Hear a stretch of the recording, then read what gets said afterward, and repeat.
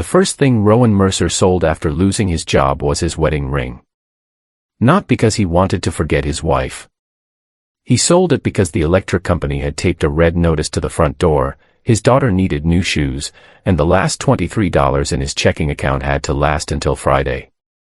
3 months later, with nearly everything else gone too, Rowan did something that made no sense to anyone who knew him. He bought a dying bakery on a quiet street in western Pennsylvania.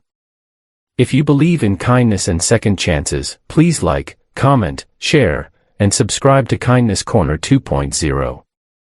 Rowan had spent 11 years working for Halden Foods, a regional company that supplied frozen pastries, bread dough, and packaged desserts to supermarkets across 3 states. He had started in warehouse scheduling and slowly worked his way into operations. He was good at the unglamorous things. He remembered which loading dock flooded after heavy rain. He knew which drivers had children and needed early routes. He could look at a production sheet and notice that somebody had typed 1,800 cases instead of 180. He kept an old spiral notebook in his desk because he trusted pen and paper more than software dashboards. At 39, he wasn't wealthy, but he had built a stable life. A modest house outside Pittsburgh. A used Subaru that made a clicking sound on cold mornings. Health insurance. A retirement account he rarely checked. His 9-year-old daughter, Tessa, complained that he packed the same turkey sandwich for school 3 days in a row, but she also knew he never missed her Thursday evening swimming lessons. Stability mattered to Rowan because 6 years earlier, his wife Maren had died after a short illness. Since then, he had learned to measure life in ordinary routines. Coffee at 5:40 in the morning. Tessa's missing socks. Grocery shopping on Sundays. The small lamp left on in the hallway because his daughter still disliked waking in complete darkness. Then Halden Foods hired a new CEO. Her name was Celia Voss. She was 34, sharp, impatient with long meetings, and known for turning around a struggling food distributor in Ohio. She arrived wearing plain dark suits and carrying no assistant behind her. During her first month, she visited warehouses at 5 in the morning, asked workers questions, and wrote everything in a narrow gray notebook. Rowan respected that at first. But Halden was carrying too much debt. 2 major supermarket contracts had been lost, ingredient costs were rising, and a new automated production line had gone badly over budget. Within weeks, consultants appeared. Then came phrases like operational discipline and structural efficiency. People began lowering their voices near conference rooms. Rowan's department was told to cut costs by 12%. He submitted a plan that cut 7%. The missing 5%, he explained, would require eliminating maintenance hours and reducing backup staffing on weekend shifts. He believed it would create safety problems and delayed orders. Celia disagreed. Their final meeting lasted 19 minutes. Rowan remembered the rain tapping against the windows and a coffee stain on the printed spreadsheet between them. He remembered being tired because Tessa had been awake half the night with a fever.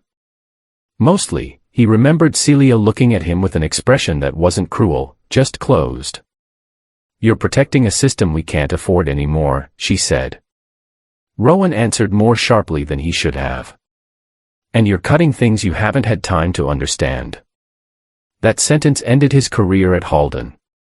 Officially, his position was eliminated in a restructuring. Unofficially, Rowan knew he had made himself easy to remove. He was escorted out that afternoon with a cardboard box containing 2 coffee mugs, his spiral notebook, a framed photograph of Tessa, and a desk plant that died before the end of the month. At first, he believed he would find another job quickly. He didn't. His experience was too specialized for some positions and too expensive for others. One company made him sit through 4 interviews before sending a 2-line rejection email. Another offered him a job 90 miles away on rotating night shifts. He considered it until he calculated fuel, childcare, and the number of evenings Tessa would spend with strangers. The severance money disappeared faster than he expected. The mortgage was already difficult because Marin's medical bills had eaten much of their savings years earlier. Rowan canceled streaming services, stopped buying coffee outside the house, sold his better tools, then the Subaru. He drove an old Ford Focus with a heater that worked only when it felt like it. Tessa noticed more than he wanted her to. She stopped asking for pizza on Fridays. At the grocery store, she quietly returned a box of cereal after looking at the price. One evening Rowan found a school field trip form in the trash because the fee was $38. That was the night he sold his wedding ring. He sat in the parking lot outside the pawn shop afterward with his left hand on the steering wheel. The pale strip of skin around his finger bothered him so much that he kept rubbing it with his thumb. The money paid the electricity bill, the field trip, and groceries. It did not fix his life. By February, the bank had started foreclosure proceedings. Rowan and Tessa moved into a small second-floor apartment above a laundromat in Braddock, where the floor vibrated during the spin cycles. Tessa said it felt like living on a very slow train. Rowan laughed because she wanted him to, then went into the bathroom and stayed there until his face looked normal again. The bakery appeared in his life because of a broken traffic light. One cold morning, Rowan took a different route to a job interview and saw a handwritten sign in the window of a narrow brick building, "Business for Sale." The faded lettering above the door read Bellwether Bakery. Half the lights were off. A metal chair held the door open despite the cold. Inside, an elderly man named Otis Bell was trying to repair a mixer with a screwdriver that was clearly too small. The bakery had been opened by Otis's parents in 1968. His wife had run the counter until arthritis made standing painful. His son lived in Arizona and wanted nothing to do with flour, ovens, or a building with ancient plumbing. Otis had been trying to sell for almost a year. Rowan had no business buying a bakery. He told Otis that immediately. But he came back the next day. Then again on Saturday. He had worked around industrial food production for years, but this was different. Bellwether made only 6 kinds of bread, cinnamon rolls on weekends, fruit hand pies, and a dense chocolate cake that Otis insisted should never be refrigerated. The place smelled of yeast, old wood, coffee, and something Rowan associated with childhood kitchens. The numbers were terrible. The roof leaked near the back stairs. The display case used too much electricity. The oven was older than Rowan. But the bakery still had regular customers. A bus driver came at 6:15 every morning for rye toast. 2 nurses from the clinic shared a cinnamon roll after night shifts. A retired teacher bought day-old bread for birds, though Rowan suspected she ate half of it herself. Otis offered a deal no bank would have approved. A small down payment from what remained of Rowan's retirement account, then monthly payments directly to him for 5 years. The apartment above the bakery was empty and needed repairs, but it came with the building.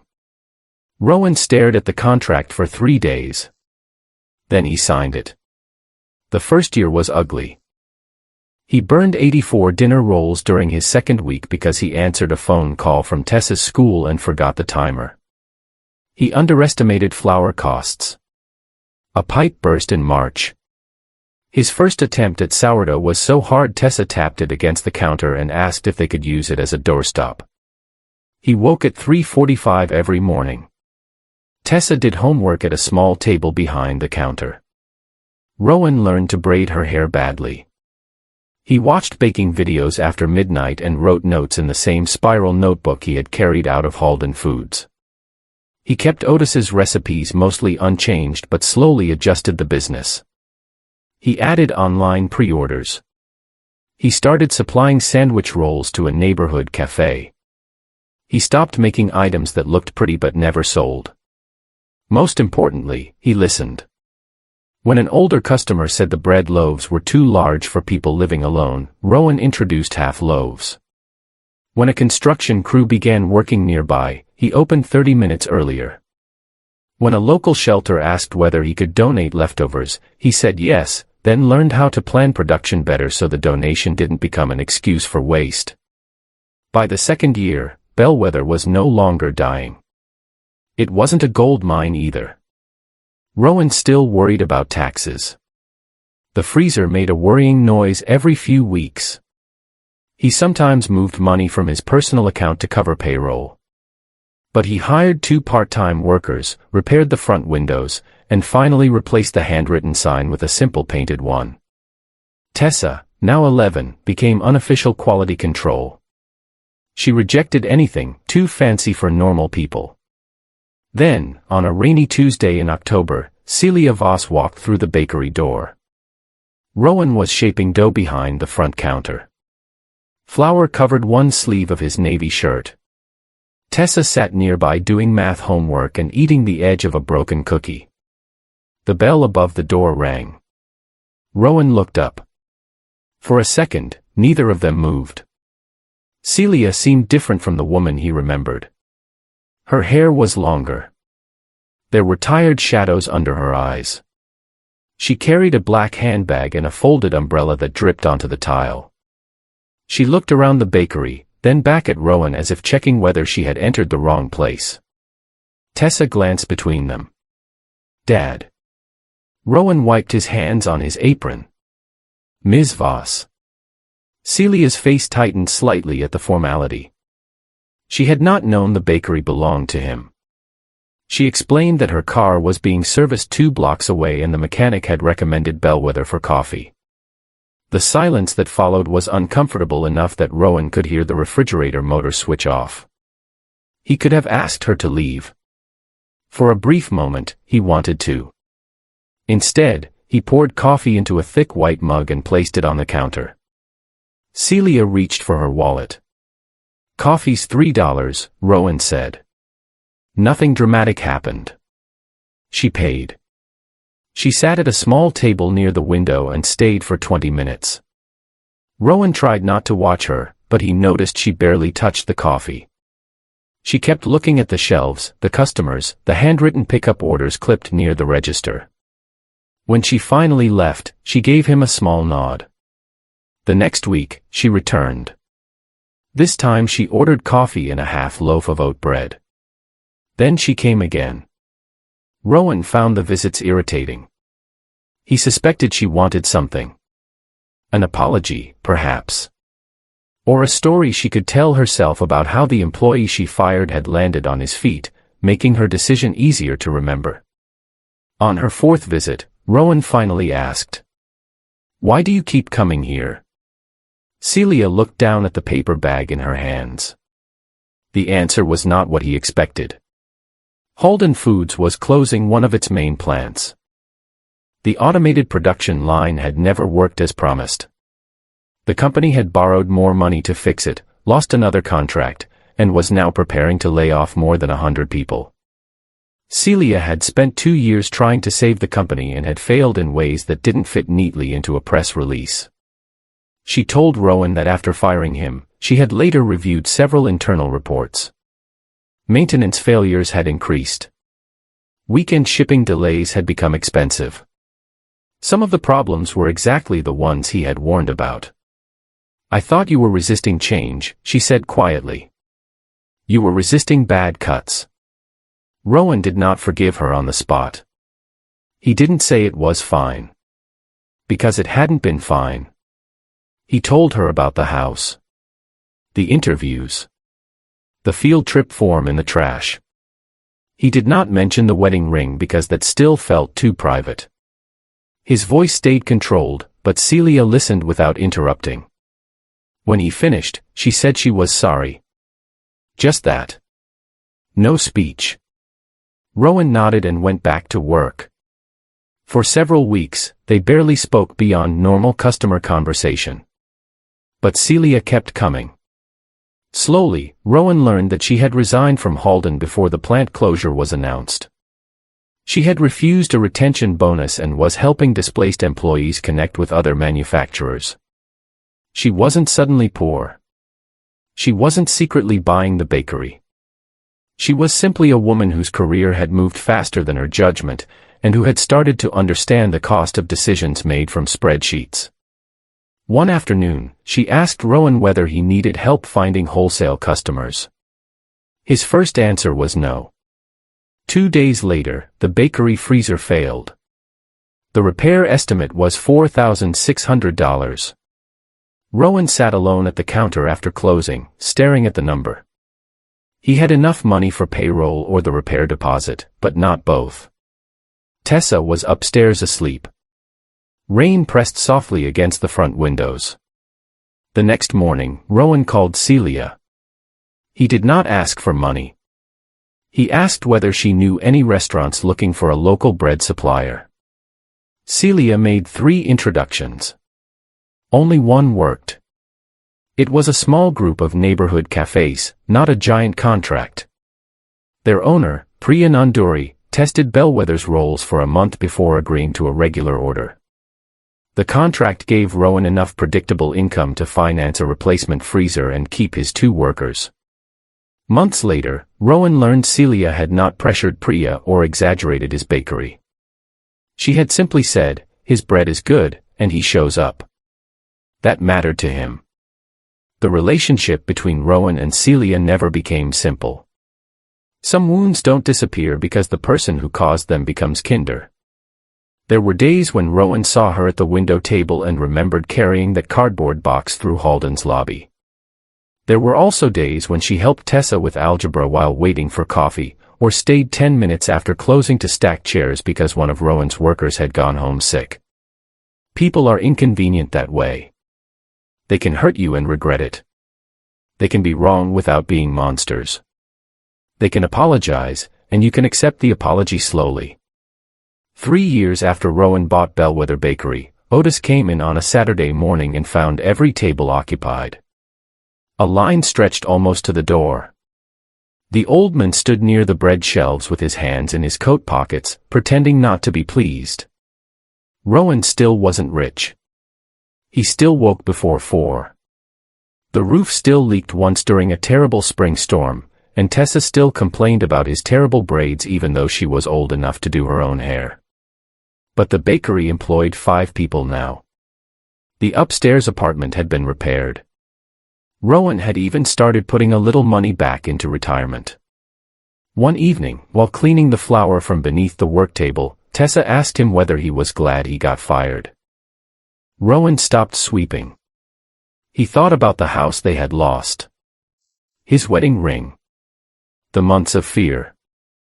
The humiliation of asking his sister for grocery money.